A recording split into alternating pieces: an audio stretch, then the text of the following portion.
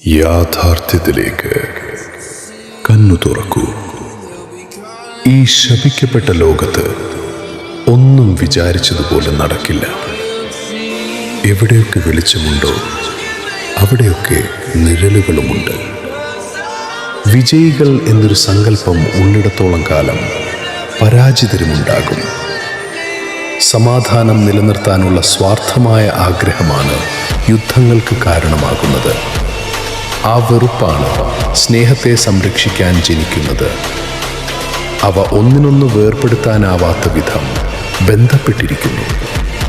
അങ്ങനെയൊന്ന് ഇല്ലാതാക്കാനാണ് ഞാൻ ശ്രമിക്കുന്നത്.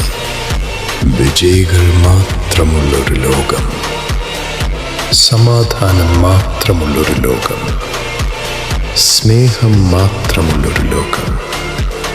അങ്ങനെ ഒരു ലോകം സൃഷ്ടിക്കാൻ ഞാൻ ആഗ്രഹിക്കുന്നു. ഞാനത് സൃഷ്ടിക്കുക തന്നെ ചെയ്യും. ഞാൻ ഉച്ചിഹായുടെ കാലാന്തരാത്മാവ്.